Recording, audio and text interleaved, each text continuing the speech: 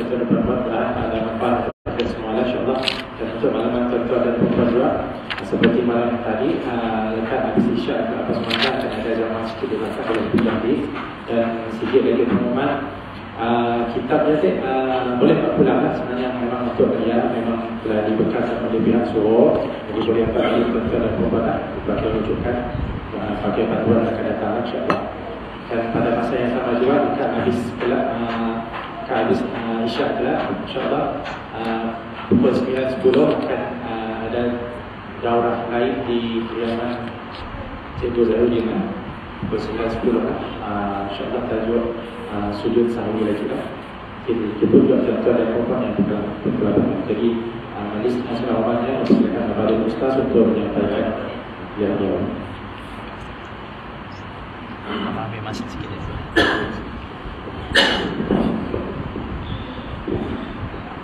Assalamualaikum warahmatullahi taala wabarakatuh.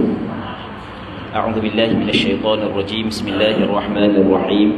Alhamdulillahi rabbil alamin wassalatu wassalamu ala asyrafil anbiya'i wal mursalin wa ala alihi wa sahbihi ajma'in. Allahumma anfa'na bima 'allamtana wa 'allimna ma yanfa'una wa 'allimna ma jahilna wa dhakkirna ma nasina. Kita muka surat 6. Seorang lelaki tidak boleh berimamkan dengan imam perempuan atau khunsa.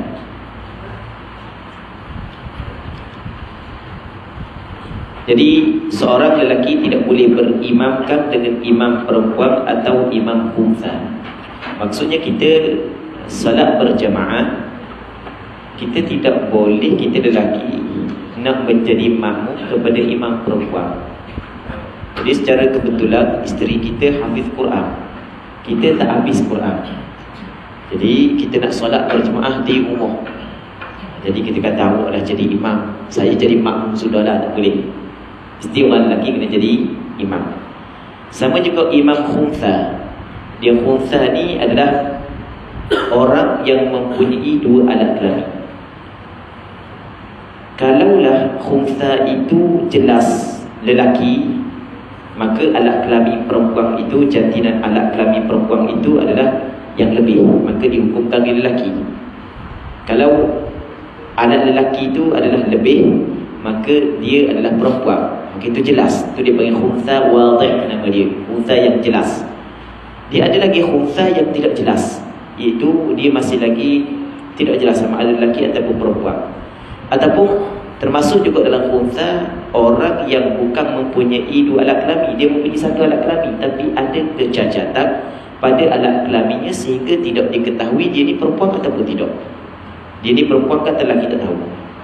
Cuma kebiasaannya khunsa ini apabila dia telah balik, maka dapat dikesan dia lelaki ataupun perempuan. Selama tidak jelas lelaki ke perempuan ke, kita sebagai lelaki tidak boleh kita menjadi makmum bagi dia. Kalau kita tahulah, dah tahu nak apa kata, tidak boleh kita jadi makmum bagi dia. Baik. Ukuran bagi imam yang sah untuk dijadikan imam, hendaklah imam tersebut sama dengan makmum. Okey, lelaki sama lelaki, perempuan sama perempuan, atau lebih tinggi daripada makmum. Mesti imam lebih tinggi daripada makmum. Contoh, lelaki imam, makmum perempuan. Boleh. Nisbah kedudukan jantina secara yakin. Kalau tak yakin, tak boleh. Sebab itulah khunsa, sebab tidak yakin dia lelaki ke perempuan, sebab itulah tidak boleh dia menjadi imam kepada lelaki. Kita kalau kita tengok, kita ada lelaki, perempuan, khunsa. Jadi tiga, kita kali kepada tiga. Jadi imam lelaki, imam perempuan, imam khunsa. Lelaki, makmum dia lelaki, makmum dia perempuan, makmum dia khunsa. Perempuan, makmum dia lelaki, makmum dia perempuan, makmum dia khunsa. Khunsa, makmum dia lelaki, makmum dia perempuan, makmum dia khunsa. Jadi 3 kali 3 jadi 9. Dalam 9 tu, hak yang sah hanya 5. 4 lagi tak sah. Hak yang sah, lelaki menjadi imam kepada lelaki, lelaki menjadi imam kepada perempuan, lelaki menjadi imam kepada khunsa. Perempuan menjadi imam kepada perempuan, khunsa menjadi imam kepada perempuan. Patut sekali lagi ya. Hak yang sah dulu, hak sah dulu. Tu hak sah, lelaki menjadi imam bagi lelaki, perempuan menjadi lelaki menjadi imam bagi perempuan, lelaki menjadi imam bagi khunsa. Lepas tu khunsa menjadi imam bagi perempuan, perempuan menjadi imam bagi perempuan. Ini sah. Kalau yang tak sah, Pak, perempuan menjadi imam bagi lelaki, perempuan menjadi imam bagi khunsa, ini tidak sah. Lepas tu khunsa menjadi imam bagi lelaki, khunsa menjadi imam bagi khunsa. Apa ni tak sah. Sama-sama khunsa tak sah. Kerana mungkin imam saat itu perempuan, yang makmum khunsa saat itu mungkin lelaki. Sebab itu tak sah. Lepas tu dia gambaran imam yang sah diikuti oleh makmum ada 5. Lepas tu gambaran yang tidak sah diikuti oleh makmum ada 4. Okey, kita pergi kepada buku surat 7. Syarat-syarat sah berjamaah. Sudah. Syarat-syarat sah berjamaah. Syaratnya ada 6. Sama ada imam dan makmum itu berada dalam masjid atau di luar masjid. Okay, kita solat berjamaah kadang-kadang imam dan makmum dalam satu masjid, kadang-kadang imam dan makmum berada di luar masjid. Tak kiralah imam dan makmum berada dalam masjid ataupun imam dan makmum berada di luar masjid, syarat sah berjamaah ada 6. Okey, pertama, makmum tidak boleh berdiri di hadapan imam. Imam duduk sini, makmum tengok penuh di belakang. Makmum kata penuh di belakang, makmum pun locak tu, duduk depan tu. Itu tak boleh. Sebab makmum adalah yang mengikut, imam yang diikut. Jadi apabila makmum yang mengikut dia duduk depan, dia kena duduk belakang. Orang yang diikut barulah duduk depan. Melainkan dalam hal-hal tertentu. Dalam hal tertentu tak apa. Imam duduk belakang, makmum duduk depan. Contoh, tengah-tengah semayang, tiba-tiba ada musibah, terbakar ke, berlaku keruntuhan ke, gempa bumi ke. Dia kita tengah semayang, kalau gempa bumi dia tak perlu batas semayang. Tubik ya. Tak batal ke tubik? Tak apa. Pergerakan yang banyak lari daripada kiblat, tak ada masalah. Tu imam kau mula-mula terjun keluar. Jadi makmum duduk lagi, tu imam terjun dah buat tingkat tubik. Jadi tu imam duduk belakang, makmum duduk depan, kucang kaki duduk luar. Nak sambung balik semayang keluar. Tak ada masalah, boleh. Cuma penyusunan balik soft di luar sana itu kita buat semula lah. Di pergerakan yang banyak dimaafkan ketika bersangatan takut. Sekiranya makmum itu berdiri, maka tumitnya tidak boleh melebihi daripada tumit imam. Ukuran makmum dengan imam adalah kira tumit. Jadi kalau sama-sama berdiri, pastikan tumit makmum di bawah, tumit imam di atas sikit. Dia bukan kira hujung jari. Kalau kira hujung jari, mungkin kita tengok hujung jari saat itu imam ke depan, hujung jari imam depan dah. Tapi belakang tengok tumit saat itu, tumit imam duduk belakang. Sebab apa? Sebabnya, contohlah kita kata contoh, sebab kaki imam panjang, tu kaki imam, makmum pendek. Jadi memang dah pendek kan, faham tak? Dah pendek kan. Nampaknya tumit jari imam duduk depan dah. Ini kalau contoh ni jari imam, dia kaki imam. Makmum tak gitu. Tengok depan dah jari tu imam. Tapi tengok tumit makmum duduk depan, tumit imam duduk belakang. Itu tak jadi. Dia ukuran bukan jari tapi ukuran tumit. Sekiranya makmum itu duduk, maka pungkungnya tidak boleh melebihi pungkung imam. Jadi kalau sama-sama duduk lah, dia sama duduk ni, dia kira ni belakang punggung kalau sama-sama duduk.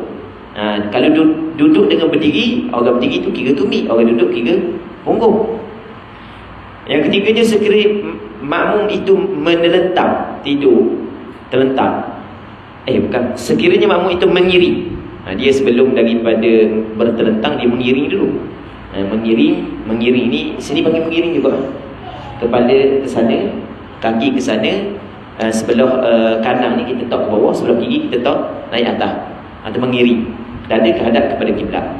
Okey, sekiranya mengiring, maka lambungnya tidak boleh melebihi daripada lambung imam. Jadi kalau imam mengiring sini, makmum kena pergi belakang.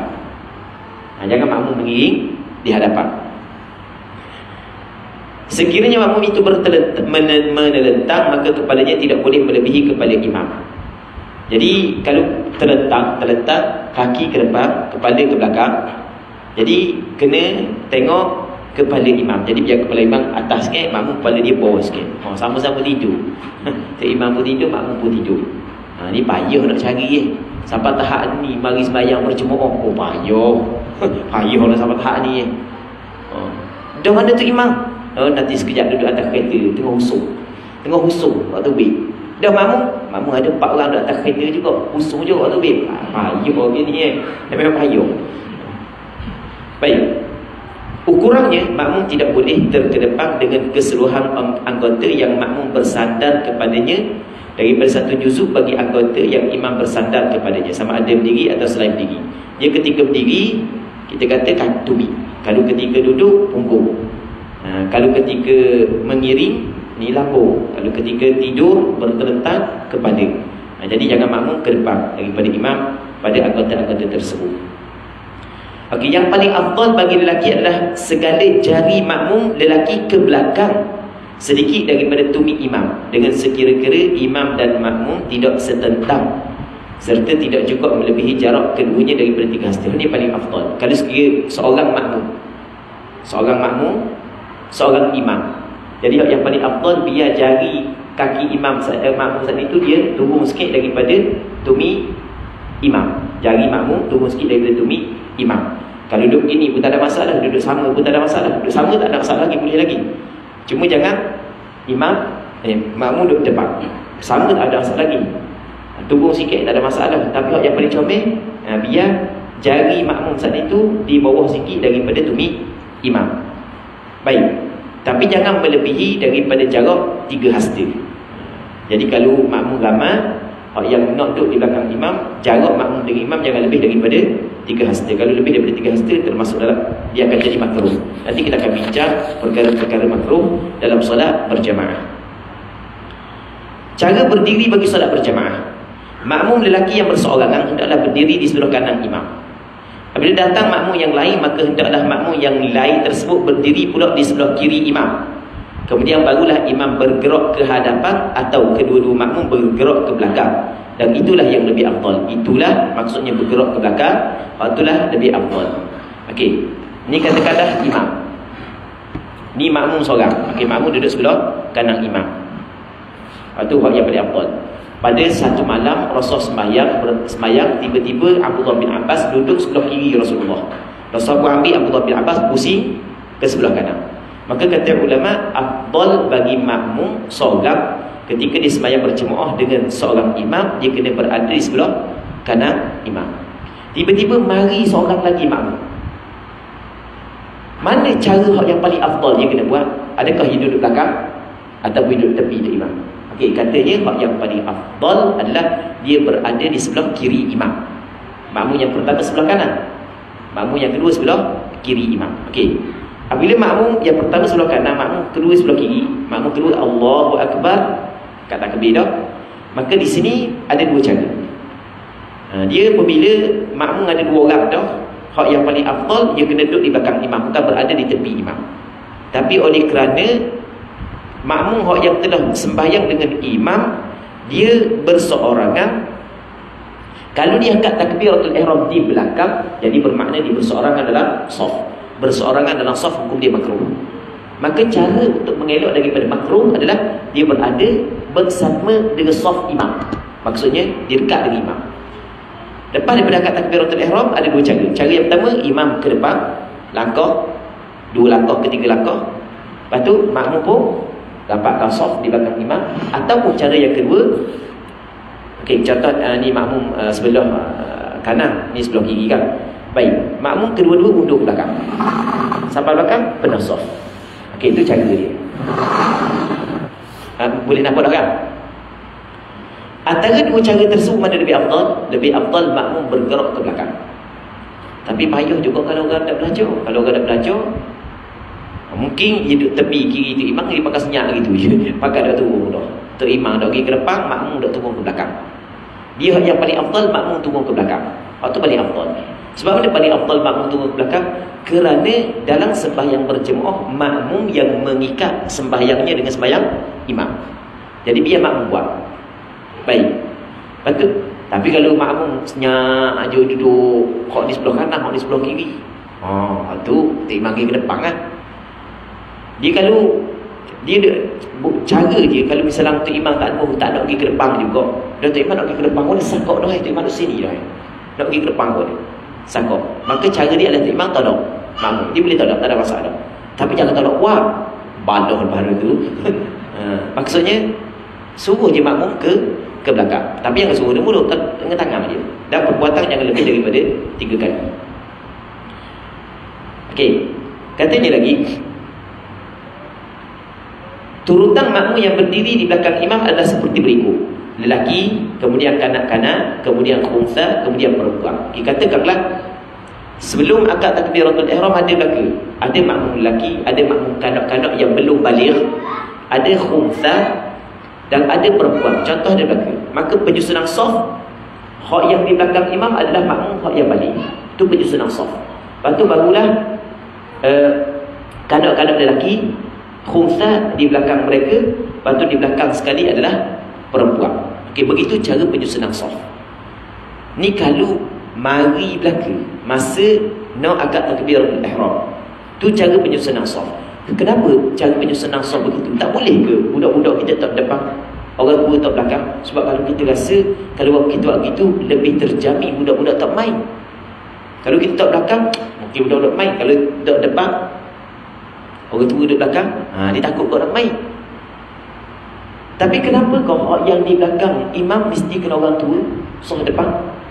Kerana yang pertama, saf depan adalah saf yang paling afdal. Orang tua perlu didahulukan. Rasulullah dalam satu kumpulan mari jumpa dengan Rasulullah, tiba-tiba ada budak nak cakap. Rasul kata kabir, biarkan orang dewasa, dahulukan orang dewasa. Okey, saf depan sepatutnya orang dewasa. Yang pertama. Yang keduanya, orang yang berada di belakang imam ni, kalau benda berlaku kepada imam, dia adalah pengganti. Kalau tu imam batal ke apa, tu imam salong ke apa, dia yang akan menjadi pengganti, akan menegur imam. Maka selayaknya orang yang dewasa berada di belakang imam. Tetapi kalaulah orang dewasa lewat, budak-budak sampai awal, orang dewasa sampai lewat, budak-budak sampai awal, maka ketika tu tak ada masalah kita susung saf budak bersama dengan saf orang dewasa. Biarkan budak bersama dengan dewasa penuh dah saf. Jangan budak belakang, orang dewasa pun orang depan. Tak begitu. Penuhkan saf depan sekali dengan kanak-kanak. Tapi kanak-kanak yang memayis dah. Kanak-kanak baru umur 2 tahun sudah 2 tahun tu tiba dia makmum duduk belakang, rokok tu dia tarik hai dah apa dah. Kan ada video orang atau orang nyewak lari kursi dah. Kan macam-macam boleh lakukan. Ni budak yang pada ada umur 9 tahun, 10 tahun. Baik, boleh letak dalam satu saf. Bahkan makmum dewasa yang mari lewat, ketika dia tengok budak dalam saf depan, dia tidak boleh tarik budak pergi tak belakang, dia nak tak saf depan tak boleh. Kerana apa? Kerana dia telah menghilangkan fadilah orang lain. Tak boleh. Tapi pada peringkat awal ada belaka, begitu cara penyusunan saf. Kalau orang dewasa mari lewat, tiba-tiba budak duduk depan, tak boleh nak tarik. Mu budak pergi belakang, aku nak duduk depan. Tak boleh buat begitu. Baik. Katanya lagi, tempat berdiri imam perempuan adalah di tengah-tengah saf makmum perempuan. Dan seperti ini juga keadaan bagi imam yang tidak berpakaian, bagi makmum yang tidak berpakaian dan tidak buta ketika tidak gelap. Jadi kalau perempuan sembahyang berjemaah bersama mereka, imam berdiri di tengah-tengah saf, tidak sama dengan lelaki. Kalau lelaki duduk situ kan, tu imam sekali dengan saf makmum. Baik, kalau imam bagi perempuan, sama juga imam lelaki tapi tak ada pakaian belaka. Tak ada pakaian belaka, macam mana boleh tak ada pakaian belaka? Mungkin kena kurung, kali kena kurung, pakaian orang ambil, pakai spender je. Baik, maka nak sembahyang berjemaah, imam duduk dalam satu saf dengan makmum. Sebab tu imam duduk depan, takut makmum lambat rokok lagi. Jadi duduk satu saf dalam dengan makmum. Tapi hak yang kata duduk dalam satu saf, 2 syarat. Syarat yang pertama, semua di situ dapat tengok belaka. Yang keduanya bukan dalam gelap. Kalau dalam gelap ataupun tak dapat tengok belaka, kalau dalam gelap ataupun buta belaka, nasallallahu salamat wal afiyah, jadi kena duduk depan juga. Baik. Katanya Permasalahan menarik makmum. Apabila seorang yang hendak solat tidak mendapati ruang kosong pada saf di hadapan, dia sampai penuh dah saf ni. Okey, penuh dah saf ni, dia pun duduk belakang. Jadi kalau dia berdiri berseorangan di belakang, pun dia makruh. Maka cara untuk mengelak daripada makruh bagaimana? Cara dia adalah ditarik seorang makmum yang berada pada saf hadapan. Tengok dia katakan ni, apabila seorang yang hendak solat tidak mendapati ruang kosong pada saf di hadapan, maka disunatkan kepadanya untuk menarik makmum yang lain sekiranya cukup 5 syarat. Cukup 5 syarat ni sunat ditarik orang depan. Dan orang depan sunat dia membantu orang belakang. Tu dia termasuk dalam wa ta'awanu 'alal birri wat taqwa. Saling bertolong di atas kebaikan dan takwa. Kerana dia orang hak belakang saat itu nak buat saf bersama dengan orang yang lain. Tapi sunat tarik orang depan pun 5 syarat. Kalau tak cukup 5 syarat, dah sunat tarik. Sebagian ulama mengumpulkan syarat-syarat ini dalam satu rangkap syair. Okey, kita tak payah baca rangkap syair untuk cepat untuk kita nak cepatkan perbincangan sebab benda yang dia akan cerita banyak bersama. Okey, dan di sini disenaraikan syarat-syaratnya. Makmum yang ditarik tersebut mestilah orang yang merdeka. Jadi mesti orang merdeka. Sebab orang kalau dia tu hamba, dia tidak boleh patuh kepada orang lain melainkan tuan dia sahaja. Dia sekarang tak ada hamba. Baik, hendaklah saf bagi makmum yang kita nak tarik tersebut melebihi 2 orang. Kalau saf depan 2 orang saja. Saf depan 2 orang, imam yang tempat sempit, 2 orang je saf depan. Jadi makmum mari seorang belakang nak tarik seorang, jadi akan 3 seorang saf depan. Itu tak sunat tarik. Bukan tak boleh tarik tu. Tak boleh begitu. Katanya yang ketiganya, sangkaan bahawasanya makmum yang akan ditarik beranjak ke belakang. Dia tahu makmum depan ni akan turun ke belakang sebab makmum belajar juga. Zaman kita ni ramai orang belajar, tak sunat tarik. Kita curi dia dah suruh turun belakang, kita pegang dia. Kita pegang dia letak gitu. Dia tahu kau. Dia orang tengah semayang dia main tarik-tarik ni. Jadi tak sunat lah. Sebab orang yang ditarik memang kita kata tidak duduk ke belakang ni, tak tahu relevan dia. Tempat orang yang belajar, ada apalah. Yang keempat, hendaklah perbuatan menarik makmum tersebut dilakukan ketika qiyam. Jangan masa kawan ni duduk. Kawan ni duduk tasyahudnya tarik berdesong, mereka ke belakang, tak boleh. Biar duduk qiyam. Perbuatan tersebut dilakukan setelah daripada takbiratul ihram orang yang menari. Jadi angkat takbiratul ihram dulu, orang yang tarik sana. Dah jauh, angkat takbiratul dekat, tak apa dekat dengan makmum depan. Jadi kita dekat sikit dengan dia, Allahu Akbar, baru tarik dia. Tarik jangan kuat, tarik slow je. Tarik slow je, jadi bisik dulu pun tak apa, tepi telinga dia. Sebelum kita angkat takbir.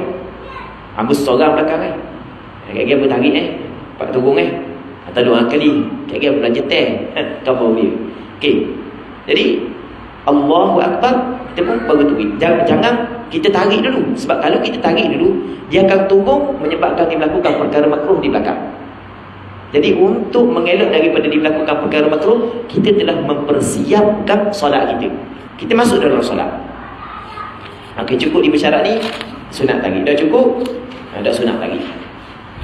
Okey, syarat yang kedua, makmum mengetahui perpindahan imam. Kita nak ikut imam, mesti kita kena tahu perpindahan imam. Imam rokok, imam i'tidal. Kalau kita nak tahu, kita nak ikut kan? Kita nak tahu, kita boleh ikut. Cuma tahu ni dua. Yang pertama, dengan melihat, sama ada melihat direct ataupun melihat melalui skrin. Ada setengah-setengah masjid yang besar, dia ada skrin untuk makmum di belakang. Ataupun melihat mengetahui pergerakan saat itu melalui suara, sama ada suara imam ataupun suara mubaligh. Okey, kita tak cara tahulah. Yang pertamanya kita tengok imam, tengok sendiri imam, ataupun kita tengok saf yang di hadapan kita yang berada di belakang imam.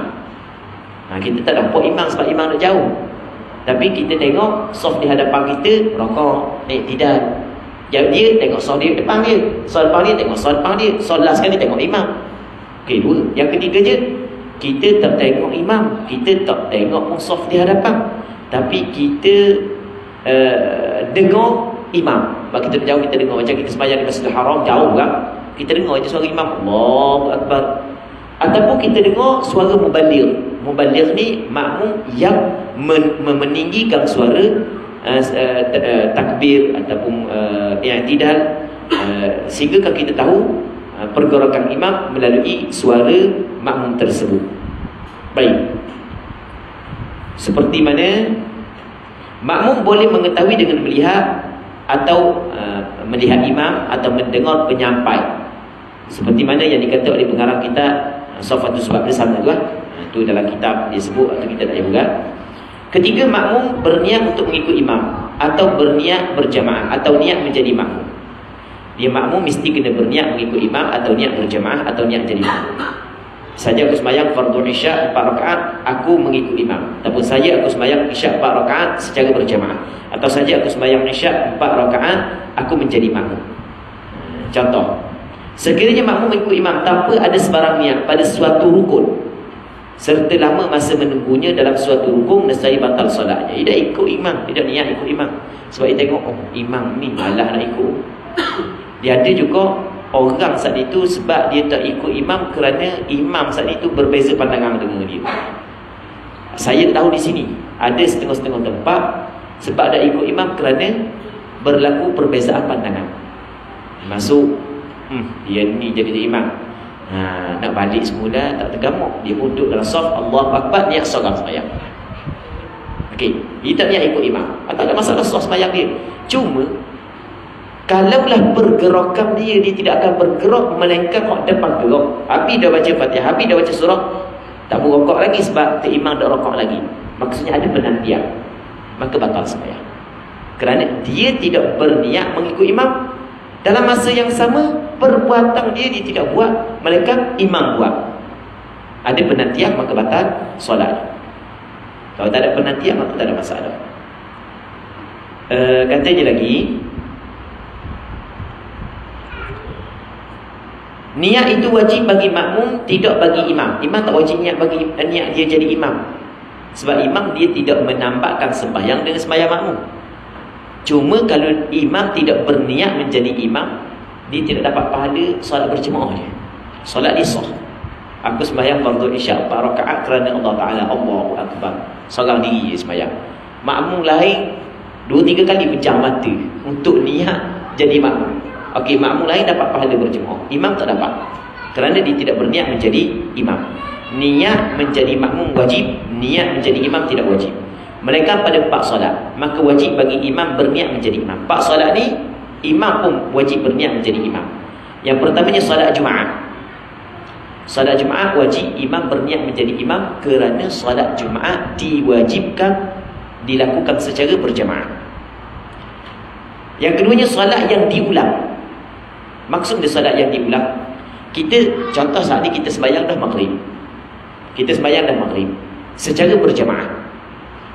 Dia sunat kita ulang balik sembahyang tersebut secara berjamaah.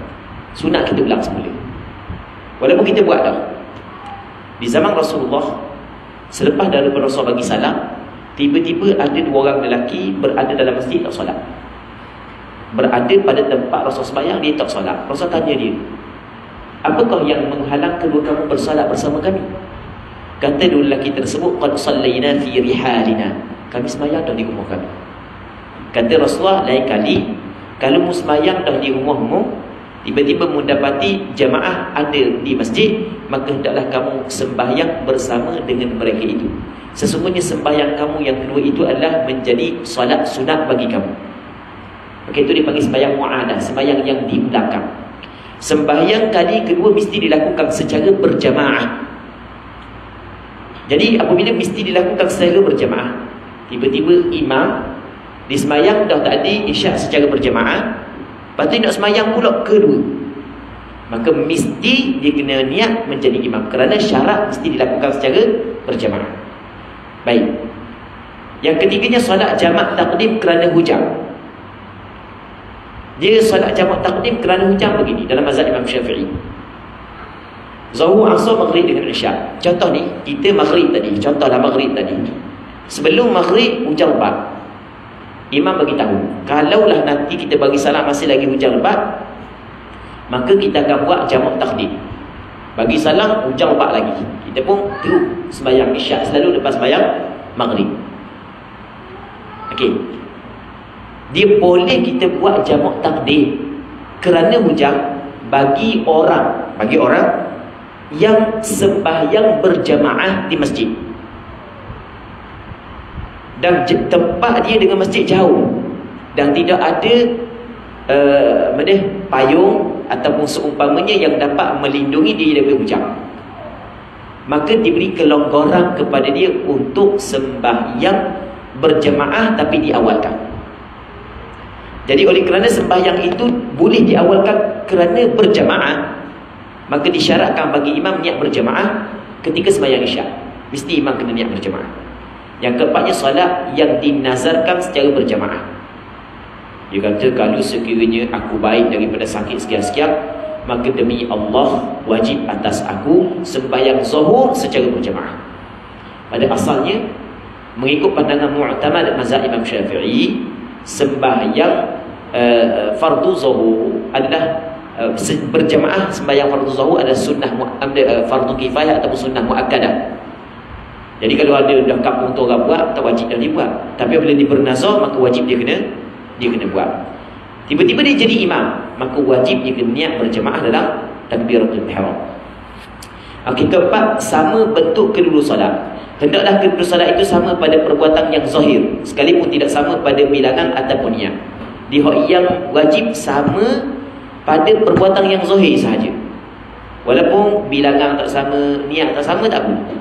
Atau mengikut mazhab Imam Syafi'i. Maksudnya, kalau imam sembahyang jenazah, makmum sembahyang biasa tak boleh.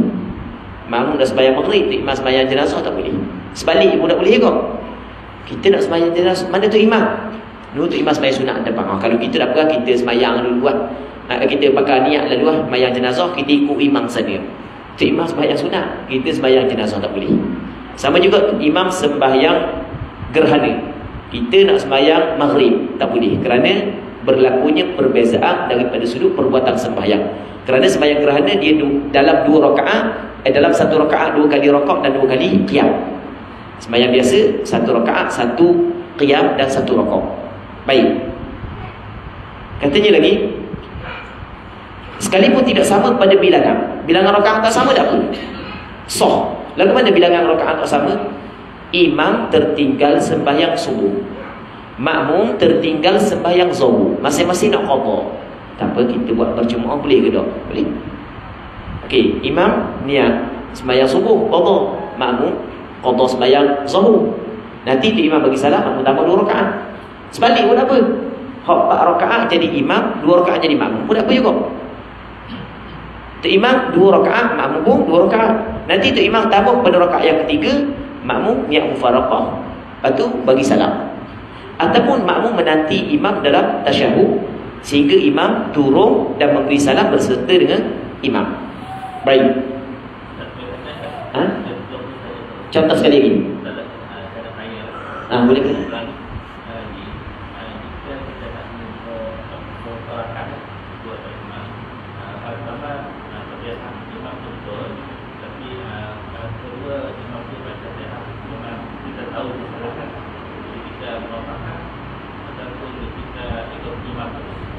Okey. Kalau tu imam baca Fatihah betul tak ada masalah lah kan? Ni masalah imam baca Fatihah salah. Jadi rakaat pertama betul, rakaat kedua salah, begitu. Okey. Sekarang ni salah dia terbagi kepada 2. Salah yang merosakkan makna, ataupun kita kata salah yang berat, lepas tu ada salah yang ringan. Kalau tinggal satu perkataan, satu kalimah, waktu kesalahan berat. Waktu tu mesti kena mufaraqah, ataupun kalau tidak mufaraqah, boleh kita sebagai ni. Apabila tu imam dia kita 2. Imam sengaja meninggal satu kalimah daripada Fatihah, maka jelas batal sembahyangnya. Kalau imam tidak sengaja, tak batal sembahyangnya. Jadi okey, nanti dulu. Jadi makmum sekarang ni sedar dah imam tersilap.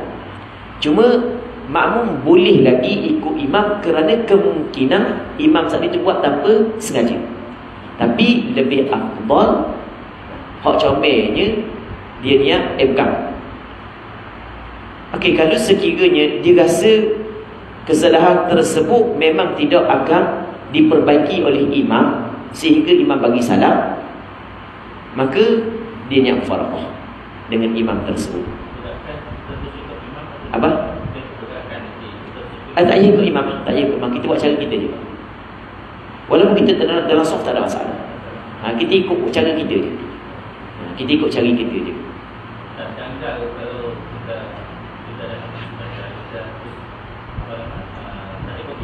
Tak apa, tak jangan. Pernah berlaku di zaman Rasulullah,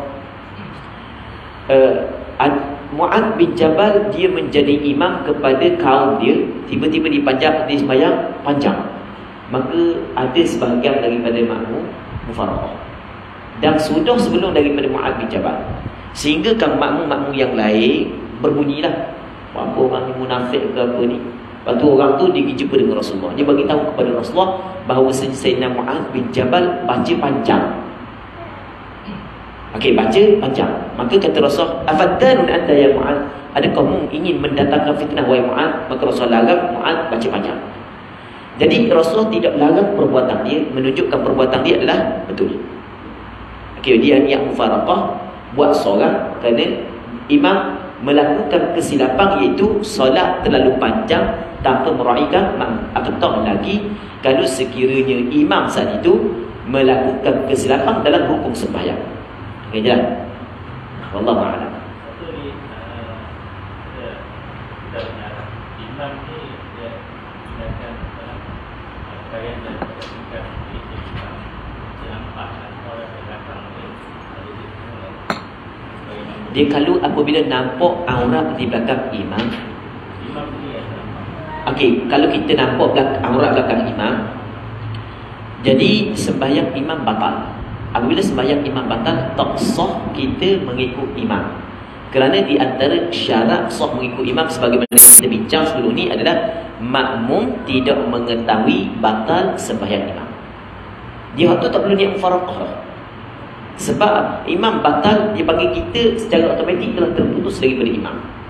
Cuma kalau imam teruskan juga solat dia teruskan solat dalam keadaan tidak sah. Kita tak ikut dia. Tak ikut. Tak boleh dah ikut dia. Tak, kita terus sembahyang dia. Kita sekarang ni apabila dia batal solat, jadi putus dah hubungan kita dengan dia. Tak perlu dah niat mufaraqah. Secara automatik terputus hubungan kita dengan imam kerana imam telah terkeluar daripada solat. Terus dengan sendiri sahaja. Wallahu a'lam. Okey, kalau takut gitu baca panjang sikit. Baca panjang. Okey, lepas daripada Fatihah kita baca surah panjang sikit. Itu cara dia.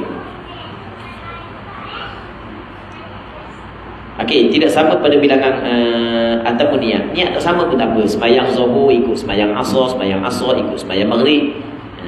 Baik. Yang keduanya, tidak sah makmum menunaikan solat fardu berimamkan dengan imam yang solat jenazah atau solat gerhana. Saat ni kita cerita dah. Sah bagi makmum yang solat zuhur berimamkan dengan imam yang solat asar, solat maghrib berimamkan dengan imam solat isya. Boleh. Solat maghrib berimamkan dengan imam yang solat isya. Jadi solat maghrib 3 rakaat, imam 4 rakaat. Boleh? Dia macam mana? Okey, kan tu imam 4 rakaat, makmum 3 rakaat. Nanti tu imam 3 rakaat, imam sujud yang kedua, makmum sujud yang kedua. Tapi imam 3 rakaat, makmum 3 rakaat. Imam ada bagi 1 rakaat, makmum tak ada dah. Nanti imam bangun kepada qiyam, makmum niat mufaraqah. Lepas tu makmum duduk tasyahud akhir bagi salam. Ataupun makmum tunggu imam dalam sujud. Tunggu imam dalam sujud. Tak lama kan dah tunggu imam dalam sujud lah. Saja tidur makmum. Main imam masuk rakaat keempat, panjang buat baca, tidur tu makmum. Takut jadi gitu. Baik. Salat maghrib berimamkan dengan imam yang salat isya. Salat secara qada berimamkan dengan salat yang secara tunai. Salat fardu berimamkan dengan imam yang salat sunat dan sebaliknya. Sebaliknya maksudnya salat sunat berimamkan imam yang salat fardu. Okey, kelima, makmum tidak menyalahi imam pada sunnah yang keji menyalahinya, seperti sujud sahwi dan sujud tilawah. Dia sujud sahwi, sujud tilawah, tidak boleh makmum menyalahi imam. Kalau imam sujud sahwi, wajib makmum sujud sahwi. Kalau imam sujud tilawah, wajib makmum sujud tilawah. Okey, sujud tilawah kita rasa tak ada isu sangat. Sujud sahwi, sujud sahwi ada isu bagi makmum masbuk. Ada sebahagian masyarakat kita, aku masbuk, jadi imam sujud sahwi, dia sujud sahwi sebab dia masbuk. Tak boleh. Apabila imam sujud sahwi, wajib makmum kena sujud sahwi, walaupun makmum saat itu adalah makmum masbuk. Baik. Katanya lagi, keenam, makmum hendaklah mengikut imam. Apabila kita berniat menjadi makmum, kena ikut imam. Jika makmum menyalahi imam, yakni terlambat daripada imam dengan dua rukun fi'li atau terdahulu daripada imam dua rukun fi'li, tanpa ada keuzuran, nescaya batal solatnya. Dia mesti kita ikut imam. Jangan kita buat sebelum daripada imam, jangan kita dak buat apabila imam buat. Okey, kita buat satu-satu contoh. Sekarang ni imam tak rokok lagi, makmum rokok dah. Okey, perbuatan tersebut adalah haram. Cuma belum lagi membatalkan sembahyang. Dia batal sembahyang bila? Tu imam dah rokok lagi, makmum iktidal pula dah. Haram. Tapi dah batal sembahyang. Imam dah rokok lagi, makmum cuba nak turun kepada sujud. Okey, apabila makmum bergerak untuk turun kepada sujud, batal sembahyang makmum kerana makmum telah menyalahi imam dua rukun fi'li. Fi'li ni rukun perbuatan. Okey, satu. Yang keduanya, makmum tak rokok, imam rokok, makmum tak rokok. Padahal makmum boleh dia rokok ni, saja makmum. Dia tengok soal depan berapa orang mari hari ni, ada bilang dulu. Ada bilang satu, dua, dah habis lagi bilang soal depan. Tu dah rokok lagi ya. Rokok. Lepas tu tu imam iktidal, dia dah rokok lagi. Bila tu imam bergerak untuk turun kepada sujud, maka batal sembahyang makmum tersebut. Kerana dia telah tertinggal daripada imam dua rukun fi'li tanpa sebarang keuzuran. Tapi kalau ada keuzuran, itu lain. Contoh ada keuzuran, tengah-tengah sembahyang, lampu mati. Tengah sembahyang isyak, gelap. Tiba-tiba bunyi Allahu Akbar. Makmum pun selalu doa Allahu Akbar rokok. Lepas tu bunyi pula Allahu Akbar. Kata makmum, sujud dah. Dia pun sambil Allahu liman hamidah, tunggu sujud. Nyala lagu, makmum seorang je sujud, imam duduk diri lagi. Contoh. Okey, itu tak ada masalah. Sebab dia, sebab bukan sengaja. Baik. Lagi akan datang perbincangan berkenaan dengan keuzuran-keuzuran yang dimaafkan oleh syarak. Nanti kita akan bincang.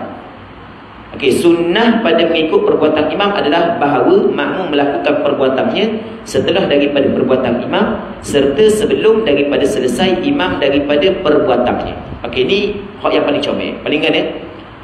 Contoh, kita sama-sama berdiri. Okey, kalau takbiratul ihram, kita ambil daripada takbiratul ihram. Tu imam Allahu Akbar, baru makmum Allahu Akbar. Tu imam Allahu Akbar rakaat, baru makmum rakaat. Maksudnya makmum tidak memulakan pergerakannya untuk turun kepada rakaat melainkan setelah imam sampai kepada rakaat. Tapi imam Allah dah sampai lagi, makmum terus gerak boleh dah. Cuma hak yang paling comel adalah makmum turun kepada, bergerak, memulakan pergerakan untuk turun kepada rakaat apabila imam telah sampai kepada rakaat. Itu hak yang paling comel. Kalau bersama dengan imam, sama. Hukum dia makruh. Katanya lagi, sekiranya imam dan makmum berada di dalam masjid, imam dan makmum berada dalam masjid, maka ditambahkan satu syarat, itu tiada penghalang yang menghalang makmum daripada sampai kepada imam. Jadi mesti kena ada lorong ataupun pintu yang boleh makmum sampai kepada imam. Yang ni makmum boleh sampai kepada imam walaupun dengan menyerong ataupun dan membelakangkan. Seperti belakang makmum menghadap kiblat ketika perjalanannya yang biasa menuju ke imam, maka tiada memberi mudarat. Okey, gini. Dia contoh kita kata ni dalam masjid. Ni dalam masjid. Contoh dalam masjid. Makmum duduk belakang, imam duduk sini. Maka makmum mesti dia boleh sampai kepada imam. Ada ruang yang boleh disampai kepada imam, walaupun melalui kawasan yang dia kalau nak pergi kepada imam mesti kena membelakangi kiblat. Okey, kita buat contoh. Kita buat contoh macam mana. Okey, katakanlah ni contoh sahaja. Ni contoh sahaja. Ni masjid, luar tu masjid belaka. Ni contoh, luar tu sampai tempat kita makan pun masjid. Depan ni ada dinding. Depan ni ada dinding. Pintu, contoh pintu ke ataupun kita buat gini lebih mudah lagi lah untuk mudah faham lagi. Katakanlah ni dinding ni, tabir ni dinding. Tak ada pintu di hadapan tabir ni. Lepas tu pintu belakang, tapi belakang tu masih masjid. Lepas tu pintu sini satu, tapi dalam masjid juga. Luar masjid, sini masjid belakang. Jadi makmum yang semayang di belakang sana, dalam dinding ni, dia nak mari kepada imam sterik ni tak boleh sebab ada dinding. Kalau nak pergi kepada imam, dia mesti kena keluar melalui pintu, masuk kat ni. Tapi keluar kat pintu, masuk kat ni masih lagi dalam kawasan masjid. Itu tak ada masalah. Itu cerita ni. Itu tidak menjadi masalah. Baik. Okey. Azan dulu. Azan dulu.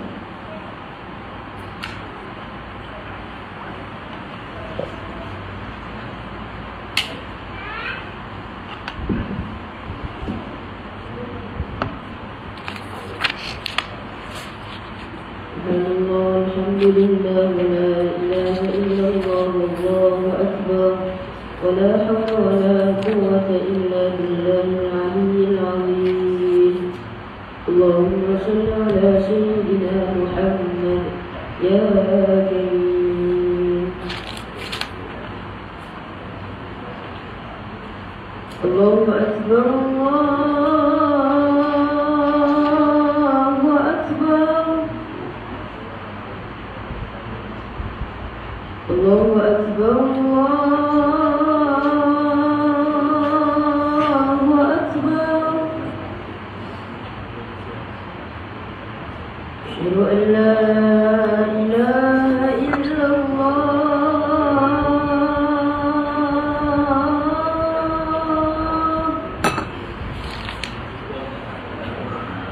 Asyhadu an la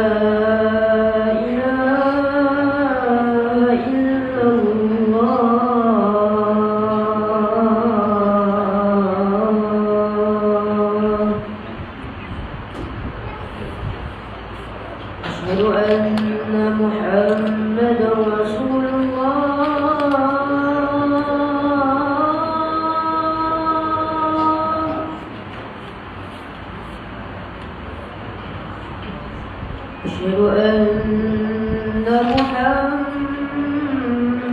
Rasulullah.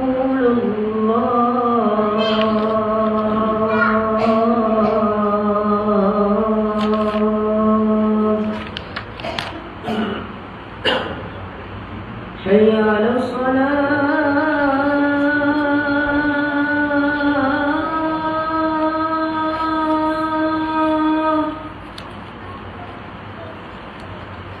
Hayya 'alas salah.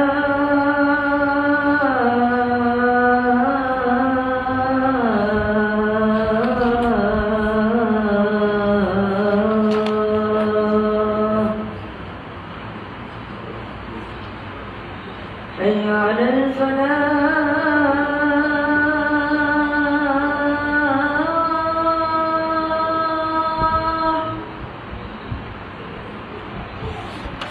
Hayya 'alal falah.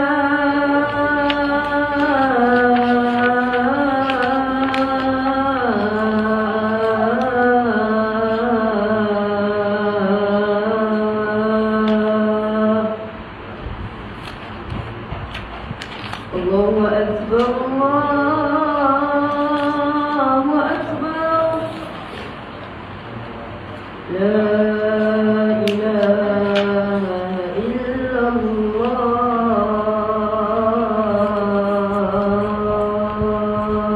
La ilaha illallah Muhammadur Rasulullah sallallahu alaihi wasallam.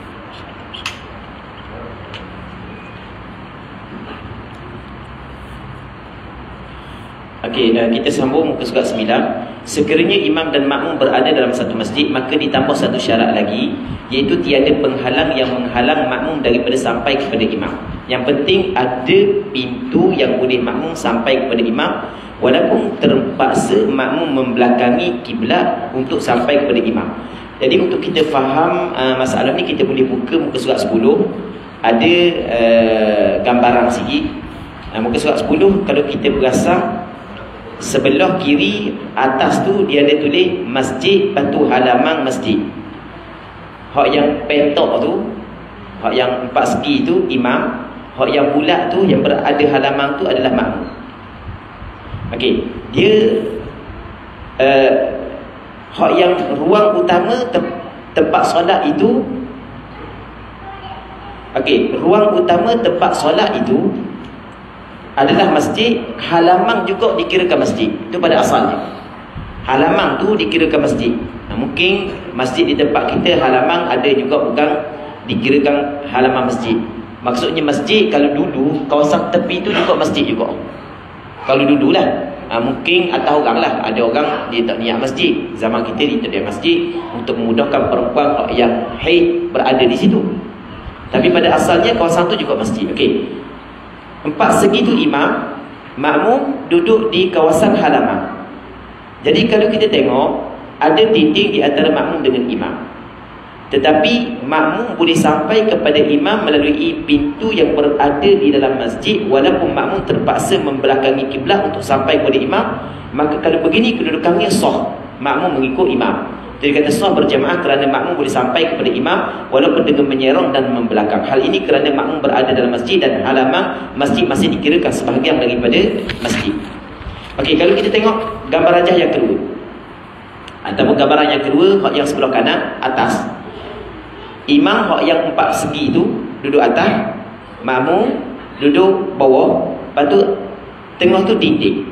Pintu ada belakang makmum, tapi dia kena keluar kepada masjid baru dia boleh pergi kepada imam. Maka hak ni tidak sah. Hak ni tidak sah kerana dia kena pergi kepada imam dengan membelakangi kiblat dalam keadaan dia keluar daripada masjid. Kalau dalam masjid tak ada masalah. Baik. Sama juga hak yang ketiga. Hak yang ketiga, makmum berada di luar masjid, imam berada dalam masjid. Ada pintu di hadapan makmum. Ada. Tetapi makmum saat itu dia nak pergi kepada imam, makmum saat itu dia tidak melihat imam, tak nampak imam sebab dia dihalang oleh dinding. Maka tak sah. Sama juga dengan hak yang keempat. Okey, kita pergi semula pada muka surat 9. Okey, sekiranya imam dan makmum berada di luar masjid atau salah seorang di dalam masjid sementara yang lainnya di luar, maka ditambahkan lagi 3 syarat. Sampai tahap tu dibincang oleh ulama. Kalau kita sembahyang di luar masjid, imam dan makmum duduk di luar masjid, ataupun imam duduk dalam masjid, makmum duduk dalam masjid, ada 3 syarat yang perlu dipenuhi. Pertama, tiada penghalang yang menghalang penglihatan. Mesti makmum kena tengok imam. Kalau tak tengok, tak nampak imam, tak boleh. Makmum boleh melihat imam secara langsung ataupun melihat makmum lain yang melihat imam. Sama ada nampak imam ataupun dia tengok makmum yang berada di hadapan dia, yang berada di belakang imam. Kalau makmum di belakang imam pun dia tak nampak, imam pun tak nampak, atau tak boleh. Kedua, makmum boleh sampai kepada imam tanpa menyerong dan membelakang imam. Sekiranya ada di sana satu penghalang yang menghalang terus makmum daripada sampai kepada imam, atau ada penghalang akan tetapi boleh sampai kepada imam dengan menyerong dan membelakang, maka tidak sah berjamaah. Macam kita tengok hak yang pada muka surat 10 saat itu, pada muka surat bukan muka surat apa, muka 10 hak yang bawah. Boleh? Ni dia gini, kalau di luar masjid mesti kena tengok imam ataupun tengok orang yang berada di hadapan imam. Ada masjid tak apa, dalam masjid tak ada masalah. Yang mana? Okey. Hak ni gini. Hak ni hak yang ada ni kan. Hak ni nampak imam tak boleh. Contoh cermin. Suara ke nampak tak boleh juga. Kerana dia ada pemisah di antara makmum dengan imam. Bukan gini. Hak ni Tak boleh sebab dia, bukan tak boleh kerana dia tidak melihat imam kan? Bukan tak boleh kerana dia tidak mendengar suara imam kan? Itu syarat lain. Hak ni tak boleh kerana dia dengan imam tidak berhimpun pada satu tempat. Kan kita solat berjamaah. Apa maksud berjamaah? Berjamaah ni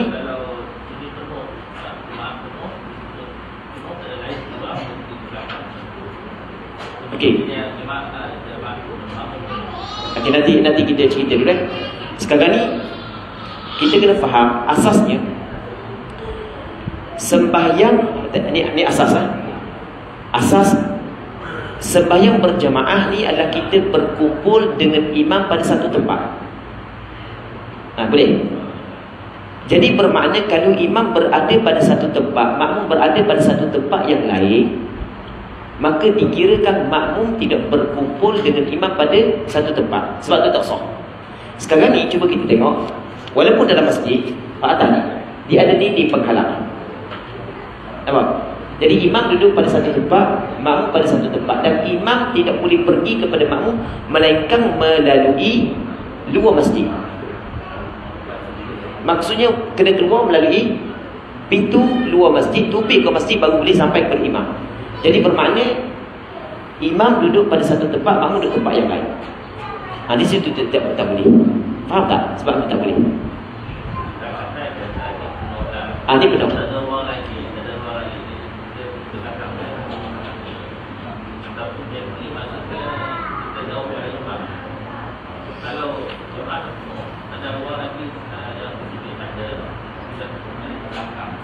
Okey, faham. Semua dah faham soalan di mana kemusykilan ni. Okey. Katakanlah di sini penuh. Di sini penuh. Dia kalau di sini penuh,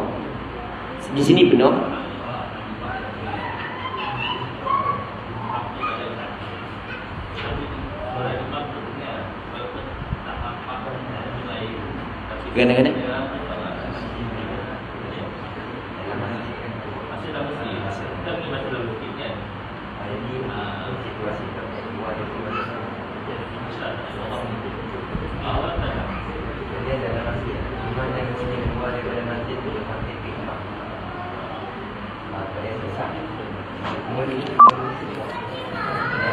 mati ya. Jelas.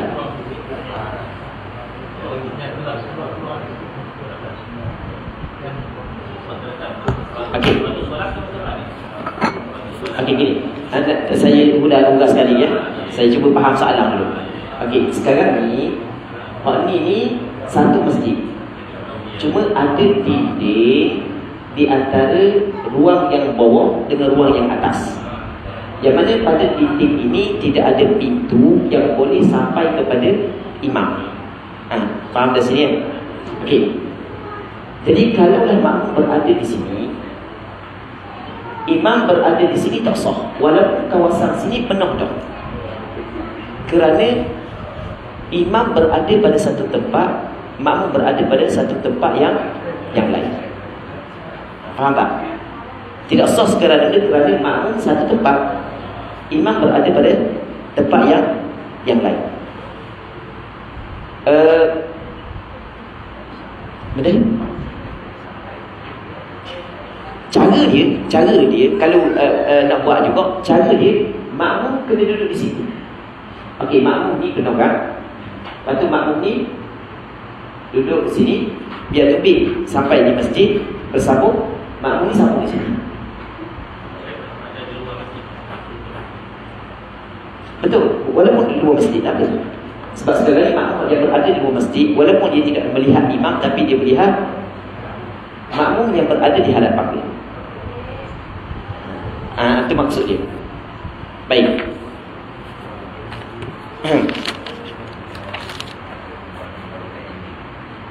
Tu jelas begitu. Okey. Di asas ini, kita bagi tahu sekali lagi asas dia. Asas dia, kita solat berjamaah. Apa makna jamaah? Dia perkataan jamaah diambil daripada perkataan jam'un. Jam'un ni maksudnya berkumpul imam dan makmum pada satu tempat. Kalau makmum berada pada satu tempat, imam berada pada satu tempat yang lain, maka tidak dinamakan sebagai berkumpul di satu tempat, sebab itu tidak sah. Jadi kalau dalam satu masjid, tetapi ada dinding yang memisahkan di antara imam dan makmum, mesti kena ada pintu yang boleh makmum sampai kepada imam sebagai penghubung di antara tempat yang diduduki oleh makmum dengan tempat yang diduduki oleh imam. Tapi pintu saat itu mesti berada dalam kawasan masjid. Okey, sudah faham? Tapi orang ni pintu berada di belakang, yang kalau makmum nak pergi kepada imam mesti kena tubik. Maksudnya mesti kena mengambil ruang yang lain daripada masjid. Jadi bermakna memang pemisah sungguh di antara imam dan makmum, sehingga ke makmum nak sampai kepada imam perlu menumpangi kawasan yang lain untuk sampai kepada imam. Sebab itu tak boleh. Maka cara untuk boleh juga, kalau sekiranya penuh dalam ni, cara dia hak ni mana hak? Buat pintu. Buat pintu jelas. Ni contoh je ni. Okey. Nanti kita cerita mengikut pandangan mazhab Imam Syafi'i. Okey, cara dia adalah makmum yang duduk kat depan pintu ni, dia panjangkan saf dia sampai ke tubik keluar. Lepas tu makmum yang di luar duduk sambung di belakang dia. Tak apalah. Tak ada masalah. Tak ada masalah. Depan tak boleh. Depan tak boleh. Okey, ni mengikut pandangan mazhab Imam Syafi'i. Tapi kalau mengikut pandangan mazhab Maliki dibolehkan. Jadi kalau setengah tempat dia buat lagu ni. Ada setengah tempat tu dia buat 2 tingkat, masjid 2 tingkat. Atas jemaah, bawah jemaah, tak ada pun tangga dalam masjid yang dibuat sampai kepada imam.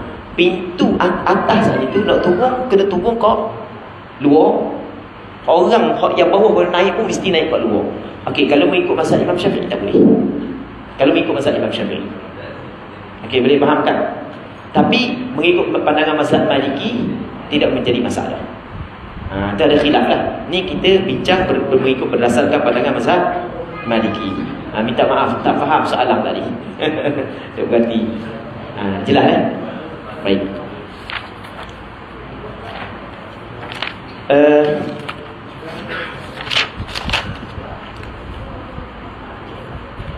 Okey, sekiranya imam dan makmum berada di luar masjid atau salah seorang di dalam masjid sementara yang lainnya di luar, maka ditambahkan 3 lagi syarat. Itu kita baca dah kan?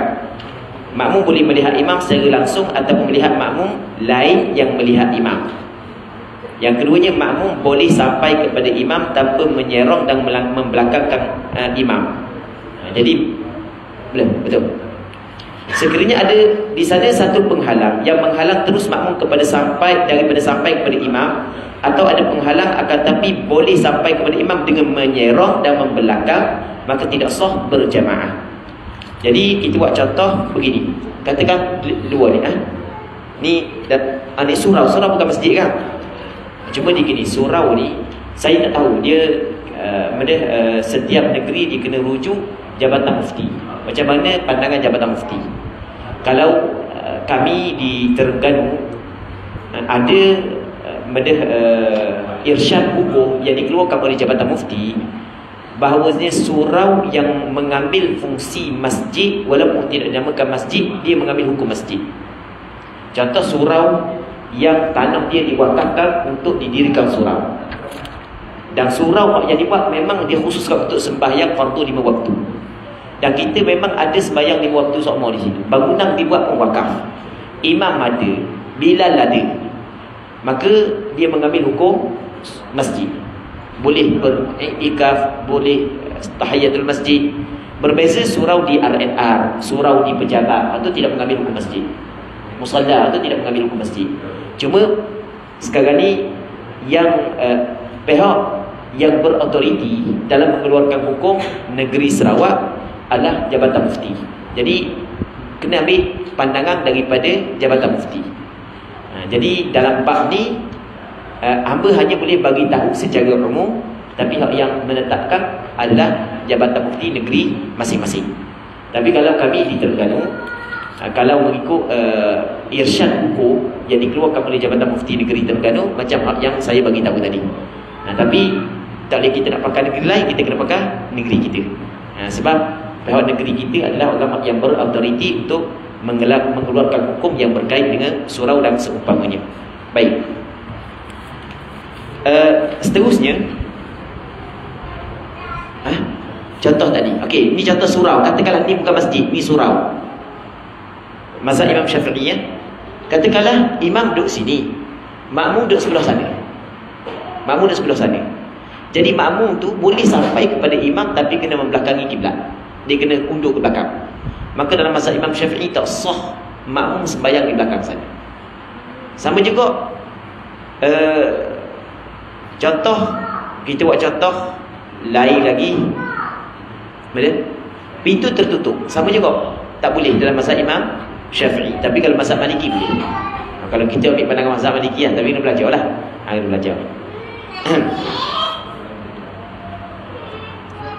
Okey, yang ketiganya, tidak lebih jarak di antara imam dan makmum sekadar 300 hasta. Ni kalau sama-sama berada di luar masjid. Jika keduanya dalam masjid, maka tidak memberi mudarat jarak antara imam dan makmum melebihi 300 hasta. Lebih kurang dalam 150 meter. Tak ada masalah. Kalau di Thailand, dia ada satu masjid yang baru dibuat, masjid markas tabligh di satu tempat. Besar masjid dia. Dia buat besar sungguh, berapa puluh hektar, besar masjid. Jarak di antara imam dengan makmum tu jauh. Kita ada masalah, boleh je. Imam duduk sana, makmum solat duduk sana. Sah, tapi makruh sebab jarak lebih daripada 3 hasta. Dalam masjid jauh lagu mana pun tak ada masalah. Tapi kalau di luar masjid, mesti jarak antara imam dan makmum tidak boleh lebih daripada 300 hasta. Jika keduanya di luar masjid, maka jarak yang lebih 300 hasta di antara makmum dan imam memberi mudarat. Tak sah sembahyang makmum. Jika salah seorang di dalam masjid dan yang lainnya di luar masjid, maka memberi mudarat jika jarak yang melebihi 300 hasta. Dikira jarak tersebut adalah daripada penghujung masjid dan bukanlah penghujung saf yang berada dalam masjid. Okey, itu contoh macam zaman Covid baru ni. Kan pintu masjid tutup awal kan, sampai ke ada jemaah sembahyang di luar pagar. Okey, sekarang ni mengikut mazhab Imam Syafi'i. Kita akan cerita mazhab lain. Mengikut mazhab Imam Syafi'i sah ke tak? Ahli jemaah sembahyang di pagar sana. Okey, nak tahu sah ke tak, tengok daripada ahli jemaah tersebut sampai kepada hujung masjid ni kurang daripada 300 hasta ke lebih daripada 300 hasta? Kalau lebih daripada 300 hasta, tak sah. Kalau kurang daripada 300 hasta, maka kita kena tengok ada tak pagar yang menghalang di antara makmum dengan imam. Kalau ada pagar yang menghalang, juga tak sah. Okey, itu atas pandangan mazhab Syafi'i. Tapi mengikut pandangan mazhab Maliki tak ada masalah. Mazhab Maliki gengang sikit lebat. Okey, jadi untuk malam ni sini dululah. Kita mengharapkan ada manfaatnya. Tak cepat juga dah habis. Apa? Okey, boleh soal jawab sikit. Bukan dalam 5 minit kalau ada.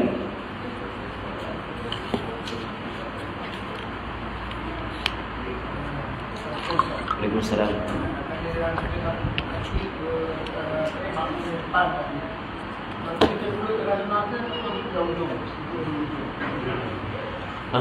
Kita nak duduk tengah-tengah ke yang hujung? Dia sebaik-baiknya kita duduk tengah-tengah.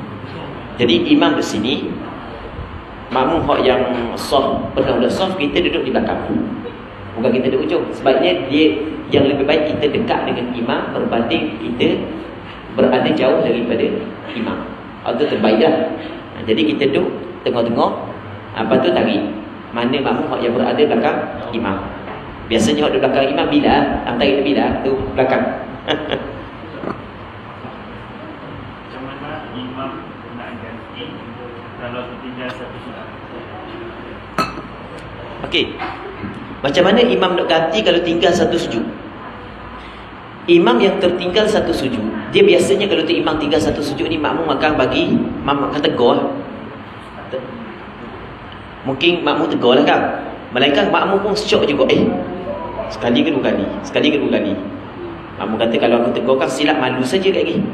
Kata makmum. Okey, gini. Kalau imam tertinggal, kita tak payah kata imam lah, kita kata imam dengan orang sembahyang seorang diri. Ia sama je hukum. Kalau tertinggal satu hukum kerana terlupa, contoh tertinggal Fatihah ke, jadi mungkin tertinggal Fatihah, mungkin. Dan imam ni dia sebagai contoh lah, masuk Allahu Akbar, dah ingat baca Fatihah, hanya faham surah lalu dah. Masa rokok, i'tidal, sujud, baru teringat. Sama je. Fatihah ke rukun lain ke sama je, sujud ke sama je. Okey, dia kena tengok, dia ingat hak yang bahawa dia tertinggal tu bila. Kalau dia ingat sebelum daripada sampai kepada rukun yang seumpama rukun yang ditinggalkan pada rakaat berikutnya, maka wajib dia kena pergi melakukan rukun yang ditinggalkan itu. Contoh, dia ingat dia tinggal Fatihah ketika dia ada dalam sujud. Okey, bermakna belum lagi sampai kepada bacaan Fatihah pada rakaat berikutnya. Ingat dah, maka wajib dia kena tinggal sujud, wajib dia kena bangun semula, baca Fatihah, rokok balik, i'tidal balik, sujud balik. Okey, contoh, dia ingat dia tinggal sujud saat itu ketika dia qiyam. Aku sujud sekali. Wajib kepada dia terus turun, duduk antara dua sujud dan sujud semula kali kedua. Boleh faham kan? Okey, itu yang pertama. Yang keduanya, kalau dia telah sampai kepada rukun seumpama yang ditinggalkan pada rakaat berikutnya, baru dia ingat dia tinggal Fatihah pada rakaat pertama. Dia ingat dia tinggal Fatihah rakaat pertama tu pada rakaat kedua dah. Oh, tak teringat rakaat pertama tak baca Fatihah. Maka qiyam rakaat yang kedua adalah menjadi qiyam rakaat yang pertama. Okey, nampak kan? Faham tak? Qiyam rakaat kedua tu menjadi qiyam rakaat pertama. Jadi apabila dia baca Fatihah nanti, dia rokok, i'tidal, sujud, duduk antara dua sujud, sujud pula, terus dia bangun untuk rakaat yang kedua. Itu baru kira satu rakaat baru. Boleh faham tak? Contoh kita kata dia tinggal sujud, dia sujud satu je, lepas tu dia bangun pada qiyam. Dia pun lepas baca Fatihah, rokok. Lepas rokok dia i'tidal. Lepas i'tidal dia turun kepada, nak turun kepada sujud. Kita kata tunggu sujud dulu. Dia turun kepada sujud, baru dia tengok, tadi aku tinggal sujud. Aku tinggal sujud. Okey, maka apa hak yang dia perlu buat? Hak tu baru kira satu rakaat. Nanti dia kena tambah 3 rakaat lagi kalau sembahyang zuhur. Boleh faham tak? Boleh faham tak? Wallahu a'lam.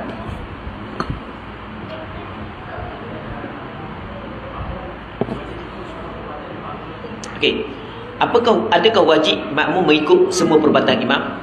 Gini, kalau tu imam tinggal sujud, maka makmum saat itu kena tegur imam. Makmum kena tegur imam. Kalau imam waktu ega juga, maka makmum niat mufaraqah. Sujud tu qiyam. Makmum subhanallah. Kalau di subhanallah, imam wadah je tu imam. Okey, makmum niat mufaraqah. Kalau makmum tak mau niat mufaraqah boleh. Tapi dia kena tunggu imam. Kena tunggu imam dalam sujud. Sujud orang yang pertama, tapi dia jadi payah sikit. Sebab makmum nak duduk antara dua sujud. Okey, duduk antara dua sujud dah lama. Faham tak? Nak diri salah. Kerana dia akan tinggal sujud juga, dia tak boleh ikut imam dia yang salah. Nak sujud yang kedua, tu imam tak buat. Jadi dia kena niat mufaraqah. Wallahu a'lam. Okey, jadi malam ni kita berhenti sini dulu. Kita mengharapkan ada manfaatnya. Wallahu subhanahu wa ta'ala a'la wa a'lam. Sallallahu ala sayyidina